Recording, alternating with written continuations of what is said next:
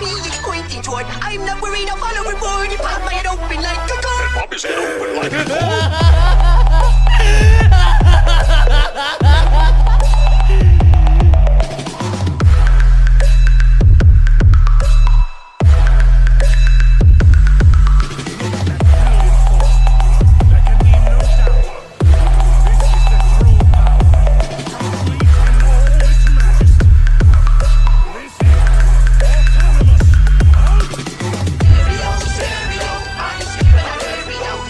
इस एपिसोड की स्टार्टिंग में हम देखते हैं गॉड ऑफ डिस्ट्रक्शन वेजिटा को।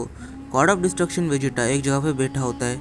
फिर वेजिटा कहता है तो अब यूनिवर्स 7 में मैं पूरी तरह से फ्री हूँ, पर मेरे एक स्टूडेंट जिसका नाम काबा था उसने मुझे यूनिवर्स 6 में प्लैट सडाला पर इन्वाइट किया था, क्यों ना मैं जाकर उससे मिलकर आऊँ। वैसे भी सुप्रीम काइज इतने प्लैट्स को अभी बना नहीं रहे और इतने मॉडल्स को डेवलप नहीं कर रहे। मुझे नहीं लगता कि अभी डिस्ट्रक्शन की ज़रूरत है। तब भी वहाँ पर विस आता है। विस वेजिटा से कहता है लॉर्ड वेजिटा, आप अपनी सेवा करने का मुझे एक मौका दीजिए। वेजिटा खड़ा होता है। वेजिटा विस से कहता है तो चलो मुझे प्लैट सडालापन लेके चलो यूनिवर्स 6। विस वेडॉस को फ़ोन करता है। विस पूछना चाहता था ब्रोली से कि वो यूनिवर्स 6 में आ सकते हैं या नहीं, क्योंकि एक डिस्ट्रॉयर की परमिशन चाहिए होती है, या फिर इन्फॉर्म करना होता है एक डिस्ट्रॉयर को जब वो दूसरे डिस्ट्रॉयर के यूनिवर्स में जाता है।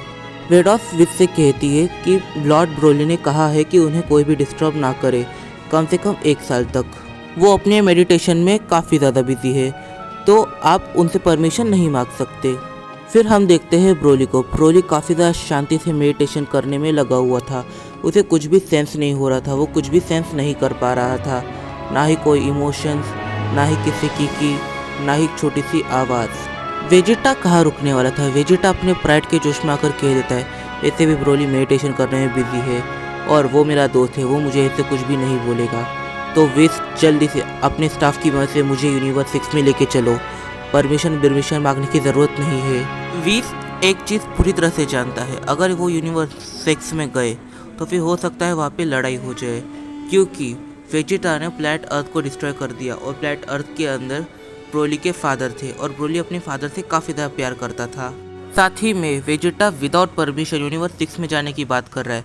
हो सकता है वो ब्रोली के ईगो पर आ जाए और ब्रोली इससे ही चिढ़ जाए, पर विस को वेजिटा के ऑर्डर मानने पड़ जाते हैं। वेजिटा और विस दोनों ही यूनिवर्स 6 में चले जाते हैं। हम देखते हैं कि यूनिवर्स 6 में वेजिटा और विस प्लैट सडाला पर लैंड करते हैं और वहाँ पे कलिफ्ला और काबा ये दोनों ट्रेन कर रहे होते हैं। वेजिटा को वहाँ देखते ही दोनों का ही रिएक्शन चेंज हो जाता है। काबा काफ़ी ज़्यादा शॉक होता है और कैलिफ्ला उसे गॉड ऑफ डिस्ट्रक्शन की ड्रेस में देखकर काफ़ी ज़्यादा कंफ्यूज होती है। वो कहती है वेजिटा तुम कोई कॉस्प्ले वगैरह कर रहे हो क्या। वेजिटा कैलिफ्ला की ये बात सुनकर काफ़ी ज़्यादा डिसअपॉइंट होता है, पर वो कैलिफ्ला को सीधा सीधा इग्नोर कर देता है। वेजिटा काबा से कहता है तो दिखाओ अब तक तुमने जो कुछ भी अचीव किया है, मैं देखना चाहूँगा मेरे स्टूडेंट। काबा अपनी सुपर सैयन 2 ट्रांसफॉर्मेशन दिखाता है। वो कहता है मैं बस यही अचीव कर पाया हूँ। देन वेजिटा समझ जाता है कि उसकी सुपर सैयन 2 ट्रांसफॉर्मेशन बाकी सेंस की सुपर सैयन 2 ट्रांसफॉर्मेशन से थोड़ी सी पावरफुल है, क्योंकि उसने अपनी बेस को परफेक्ट कर लिया है। वेजिटा काबा से कहता है इतना बुरा भी नहीं किया, तुमने ठीक ठाक काम किया है, पर तुम्हें आगे और मेहनत करने की ज़रूरत है। कलिफ्ला वेजिटा से बात करने की कोशिश कर रही थी और वो उससे बात करना चाहती थी, पर वेजिटा उसे कंटिन्यूअस इग्नोर किए जा रहा था। वेजिटा जब पूरी तरह से परेशान हो जाता है, वो कलिफ्ला को चिल्लाकर कहता है शांत हो जाओ। फिर वेजिटा काबा से कहता है देखो अगर तुम्हें कुछ अचीव करना है, तुम्हें मेरी तरह बनना है, तो सबसे पहली चीज़ तुम्हें इस इन्फ्लुएंस से दूर रहना है, मतलब तुम्हें कलिफ्ला से दूर रहना है। कलिफ्ला को वेजिटा का गुस्सा आने लग गया था। कलिफ्ला अपनी सुपर सैयन 2 ट्रांसफॉर्मेशन में चली जाती है। कलिफ्ला कहती है वेजिटा अब तुम पछताने वाले हो। कलिफ्ला अपनी सुपर सैयन 3 ट्रांसफॉर्मेशन में चली जाती है और वो अटैक करने के लिए वेजिटा की तरफ बढ़ती है। फिर वेजिटा कलिफ्ला से कहता है मुझे पता नहीं था, मुझे लगता था कि तुम यूज़लेस हो, पर हाँ इतने भी यूज़लेस नहीं हो जितना मुझे लगता था। फिर वेजिटा काबा से कहता है काबा ध्यान रखो मैं क्या कर रहा हूँ, तुम्हें मुझसे काफ़ी कुछ सीखना है, मैं यूनिवर्स 6 में बार बार नहीं आने वाला। कलिफ्ला वेजिटा की तरफ अटैक करने के लिए आगे बढ़ती है, पर वेजिटा उसे डॉज किए जा रहा था। फिर एक मोमेंट ऐसा आता है जब वेजिटा पूरी तरह से इरिटेट हो जाता है।